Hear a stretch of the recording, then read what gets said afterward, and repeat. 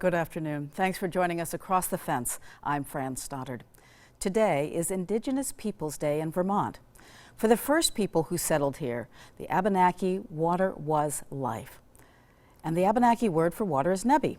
Today we're going to learn more about the Abenaki and nebi and the role water plays in Abenaki creation stories of Lake Champlain and our region's history. Working with 3 bands of the Abenaki Nation, the Nulhegan, Missisquoi, and Elnu bands, UVM Extension and the Lake Champlain Sea Grant Program created a short film entitled Nebi, Abenaki Ways of Knowing Water. Produced by award-winning filmmaker Vince Franke of Duxbury. This film was created in an effort to share cultural history and knowledge with the public.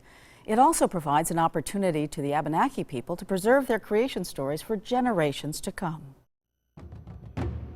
The importance of water is often overlooked today. To the Abenaki people, water is the web of life that connects all living things together in both past, present, and future generations.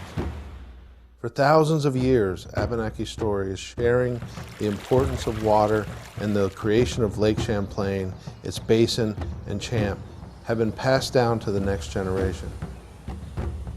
Lake Champlain, known as Bitabok, has been central to the Abenaki people.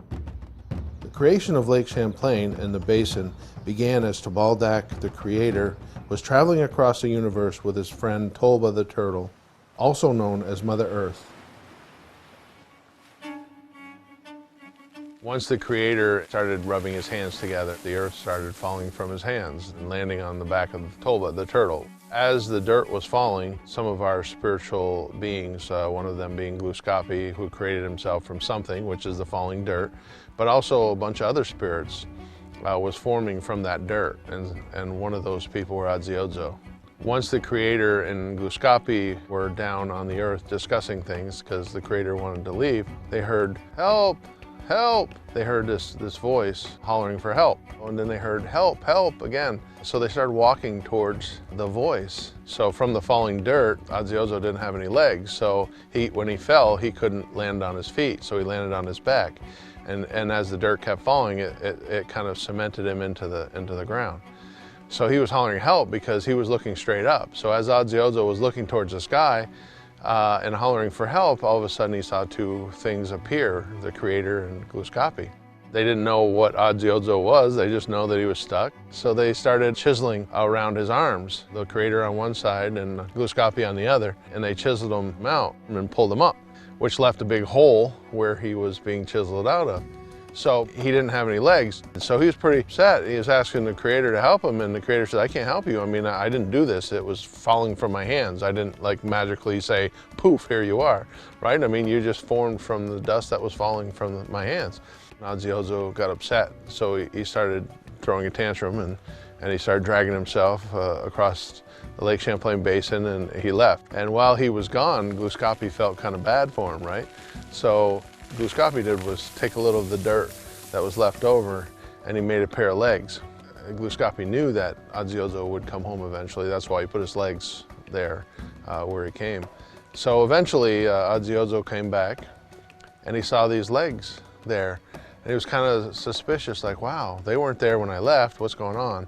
And so he started like, I wonder whose legs those are. And he started approaching it, and he goes, wow. He goes, wonder what that is. You know, I know they're legs, but whose are they? And as he started getting closer, well, it was made from the same dirt as Adziozo. So what happens when 2 magnets, meet? They start pulling at each other and start connecting. So as Adziozo got closer, he felt this pull, and he couldn't, and he tried to drag his arms because he was starting to be pulled towards these legs, and he couldn't stop himself. And all of a sudden, wham! He slammed into the legs, and it locked him right in. And he's like, oh man, now I'm stuck again. So what he decided to do, he said, okay, I'm going to take my right hand and I'm going to chisel under my torso where the legs are, and so I can free my legs. So he was chiseling and chiseling. He grabbed a hold of the ground to lift himself off his right hand side, and he made this huge push, and he piled up this dirt off to the right hand side, which is the Green Mountains. And then he took his other hand and he started chiseling around his torso, and he started to break free, and he took his other hand and he leveraged himself and he started pushing on the left-hand side, and that created the Adirondacks. So then he grabbed his hands on the peak of the dirt, and he pulled himself up and he raked his fingers down the Green Mountains and the Adirondacks, which created the rivers. And he slowly rose to his feet. So he walked around the Lake Champlain Basin and he said, wow, this is awesome, but he knew in his mind that Guskapi had helped him. So he said, you know what, I'm gonna go back to where I started, and I wanna protect the people, the Abenaki people that Guskapi had created, as a repayment for my legs. Before he did that, he wanted something to patrol the lake because it was so beautiful and he wanted it protected, but if he transformed, he would be stuck in one place.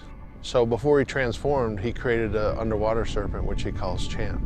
He blew life into it and it became a magical being. So that way it could patrol the waterways and report back to him and protect the lake. After he created this underwater serpent, he turned himself into a rock. So he would always sit outside on Shelburne Bay to protect our people. So that's what Adziozo means, transformer. If you look at a topographical map of Lake Champlain, you'll see the torso and you'll see where the two legs are, and Grand Isle splits the legs. You'll see where Adziozo had laid and where the legs are, and that became the formation of the lake.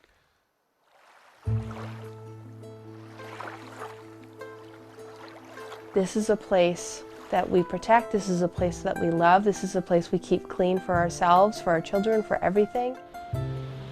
Our boundaries can be largely defined by water. You see, we really didn't think of ourselves so much as the Abenaki nation. We thought of ourselves as individual villages, and all of those villages were on rivers. An Indigenous person in the dictionary is the original people of a certain place, and we can kind of understand that. To look at an Abenaki way of being in the world is that your traditional homeland, your territory, that you occupy and see as yourself, and you being that land, is based in terms of watersheds. That is the center of your group, is the water that you are on. To the Western Abenaki, the water is the lifeblood of Mother Earth and of people. And so there should be a respect and a unity and an appreciation. Really, water is life. It was our food source, it was our way of traveling, and it was spiritually alive. Water is so important to us because it helps us in so many aspects of our lives, from the earliest Abenaki here to present. We have always been people situated by water. Some of our earliest remains that we have of Abenaki settlements and things are right along the river and the shores of the lake. For example, right here in Swanton is the old village of Missisquoi that we go back over 7,000 years. Many of our longhouses, our wigwams were built right along the river. Since these are floodplains, of course, the water created the floodplains with the best agricultural crops for the Three Sisters, the corn, beans, and squash, and other crops that were raised in the past. We're the canoe people. That without water, there was no transportation. We didn't have the horses and stuff, to get around. So water is everything. It was canoes, birch bark, or dugouts, or on foot.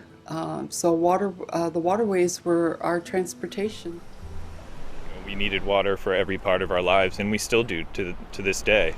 Culturally, it's everything. Just being able to see a sunset over Lake Champlain at the end of a really hard, long day, it just reconnects me. I think the significance of water is helping us understand that it is really the significance of life. Truly, without water, we die. Without water, plants don't grow. So water is really intertwined. It's dynamic, it's essential, it's vital, it's everywhere, and often not part of our awareness, but it deserves to be there. So the spiritual part of it also holds the memories and thoughts of our ancestors, right? So when you look at it, it looks back, right? You can see yourself in it. It just carries that reflection and that spirit that's there. It's hard to explain, but I mean, and it carries our deities like Adziozo and Champ, right? I mean, It's just full of life. In Lake Champlain, that's how you get your water, your drinking water. It's very important, and it has to stay clean, and it has to be here, or we're not going to be here. It's very simple. It's the least complex thing you can think about. People have been on that lake for thousands of years. The water that is there now has been there for thousands of years. And some of that water is inside of you, and some of that water has gone somewhere else very, very far away and will come back again. So it's this sense of connection to what has been, what is now, and what will come. Everything we do nowadays will have an impact, and everything that has been done has had an impact. And so we have to accept that level of responsibility and that level of connection, and incorporate that into the way we go about things when we're dealing with the water. So we have to take that responsibility seriously. That's where the takeaway is everything in life needs to be respected. The water itself is what connects all of us. It's not my connection to the water, it's the water that connects to us. Having access to and having clean, pure water is crucial to our tribe, to everyone's tribe everywhere.